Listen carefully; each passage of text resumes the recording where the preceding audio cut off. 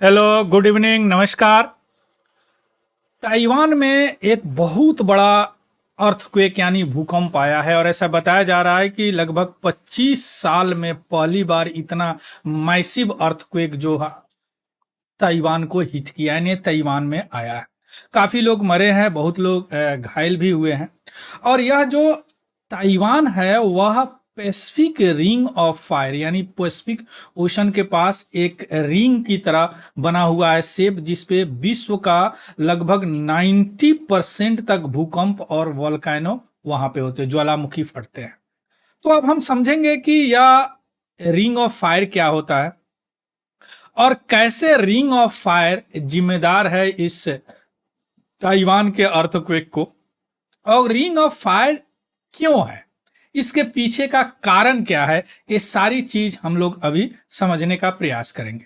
चलिए शुरू करते हैं न्यूज। लेकिन उससे पहले अगर आप नए हैं और इसको देख रहे हैं तो प्लीज इस चैनल को सब्सक्राइब कीजिए। चलिए, यह क्यों चर्चा में है, क्यों न्यूज में है।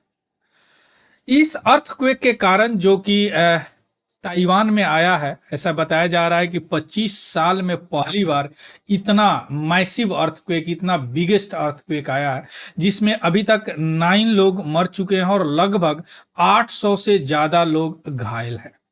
क्लियर। और यह कब आया? 4 अप्रैल 2024 को मॉर्निंग में आया है। अब ताइवान का जो अपना मॉनिटरिंग एजेंसी है उनके अनुसार यह 7.2 मैग्नीट्यूड रिएक्टर स्केल पे है, जबकि यूएस जियोलॉजिकल सर्वे के अनुसार 7.4 है। यानी नॉर्मली 6 के बाद अगर रिएक्टर स्केल पे ज्यादा होता है तो थोड़ा सा डिवास्टेटिंग होता है, वह बहुत जान माल का क्षति होता है। अब ताइवान जो है अर्थक्वेक वहां पे नॉर्मल है, जिस तरह जापान में होते हैं, प्रोन है अर्थक्वेक का। क्यों? चूंकि वह पैसिफिक रिंग ऑफ फायर पे स्थित है, उसी के बगल में है, जहां पे लगभग 90% से ज्यादा विश्व का अर्थक्वेक वहीं पे होता है। अब हम समझेंगे कि रिंग ऑफ फायर क्या है।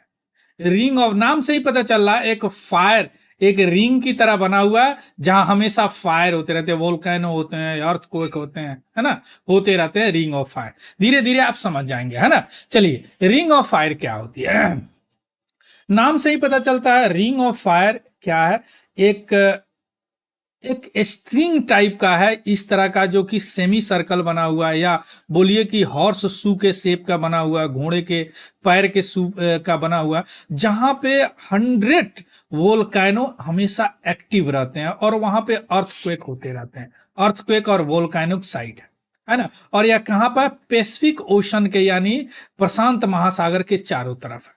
और रिंग ऑफ फायर जो है यह मीटिंग पॉइंट है बहुत सारे प्लेट का। भी हम समझेंगे प्लेट क्या होता है।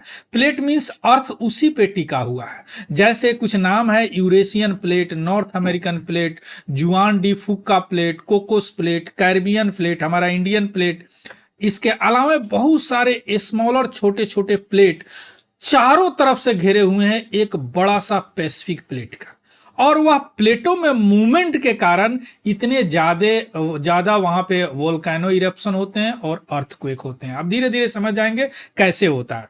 और यह जो रिंग ऑफ फायर है यह 15 कंट्री को घेरे हुए, यानी इसके अगल बगल 15 कंट्री है ना। जैसे USA, Indonesia, Mexico, Japan, Canada, Guatemala, Russia, Chile, Peru and Philippines है ना। ये है रिंग ऑफ फायर। थोड़ा सा और क्लियर हो जाएगा, लेकिन उससे पहले थोड़ा सा समझिए प्लेट क्या होता है, प्लेट टेक्टोनिक सिद्धांत क्या होता है, यानी प्लेट विवर्तनिका भी बोलते हैं इसको हिंदी में। देखिए, हमारा जो अर्थ का जो है इसका स्ट्रक्चर कुछ इस तरह का है। जैसे जो जिस पे सरफेस पे हम रहते हैं जो कि सॉलिड दिखता है ना, वह इतना ही है, उसके नीचे यह नहीं है। यहाँ देखिए लिक्विड है, फिर सॉलिड है, यहाँ पे मेंटल है, बहुत सारे धातु होते हैं। या 0 से 100 किलोमीटर तक ही सॉलिड हम देखते हैं। तो यह जो प्लेट है, यह प्लेट हमेशा मूवमेंट करते रहता है एक दूसरे के ऊपर। बहुत सारे ज्योग्राफिकल रीजन होते हैं, संवहन वगैरह के कारण यह घूमते रहता है। और इस घूमने के कारण ऐसा नहीं कि अर्थक्वेक और ज्वालामुखी आते हैं, पहाड़ बनते हैं, है ना। बहुत सारी ज्योग्राफिकल, बहुत सारी भौगोलिक संरचनाएं के पीछे यह प्लेट का घूमना होता है। इस तरह का अर्थ का हमारा स्ट्रक्चर है। ऊपर से देखने में इस तरह जो सॉलिड है, सॉलिड नहीं है, नीचे कुछ इस तरह का स्ट्रक्चर है। अब जो पूरा अर्थ है ना, इस तरह बहुत सारे बड़े बड़े प्लेट भी हैं और छोटे छोटे प्लेट से बना हुआ है। जैसे देखिए, अब जैसे देखिए या पैसिफिक ओशन है, एक बड़ा सा प्लेट पे ओशन है। इसके अगल बगल में देखिए फिलीपीन प्लेट है, जुआन डे फूका प्लेट है, कोकोस प्लेट है, पैसिफिक प्लेट है, नजका प्लेट है ना, साउथ अमेरिकन प्लेट है, स्कोटिया प्लेट है, अरेबियन प्लेट है। कितने प्लेट पे पूरा अर्थ है। अब जरूरी नहीं कि जो लैंड है वही प्लेट पे है, महासागर भी प्लेट पे होते हैं। अब यह जो रिंग ऑफ फायर है या आपको पैसिफिक ओशन है, इसके अगल बगल में जो अभी हम देखे हैं कि 15 कंट्री है और इसके अगल में बहुत छोटे छोटे बड़े बड़े प्लेट है। यहीं पे सबसे ज्यादा भूकंप और ज्वालामुखी फटता है। अब देखिए रिंग की तरह है ना, इसी को रिंग ऑफ फायर बोलते हैं। इसी के नजदीक यहां पे ताइवान है, जिसके कारण वहां पे भूकंप आया है। थोड़ा सा और क्लियर यहां पे देखिए, इस तरह का है। या ज्योग्राफिकल चैलेंजर डीप वगैरह भी बताया गया है इस फिगर में। इस तरह का रिंग ऑफ फायर है। अब रिंग ऑफ फायर थोड़ा सा और क्लियर देखिए, या यहीं पे सबसे ज्यादा भूकंप आता है। हमारा इंडिया यहाँ पे है ना, हमारा इंडिया यहाँ पे सबसे ज्यादा भूकंप यहीं पे आते हैं, क्योंकि यहाँ प्लेट जो है एक दूसरे से घूमते रहते हैं प्लेट। और देखिए क्या होता है प्लेट में, सारी चीजें भी हम देखेंगे। देखिए अब दो प्लेट जब घूमेंगे तो तीन तरह की बातें होगी। देखिए एक प्लेट घूम रहा है, यहां पे अगर रफ सरफेस हो गया तो ये स्टक कर देगा और ये आगे बढ़ जाएगा, है ना। या प्लेट घूम रहा है या नीचे इसके चला जाएगा दो, या प्लेट ऐसे आ रहा ऐसे उड़ जाएगा।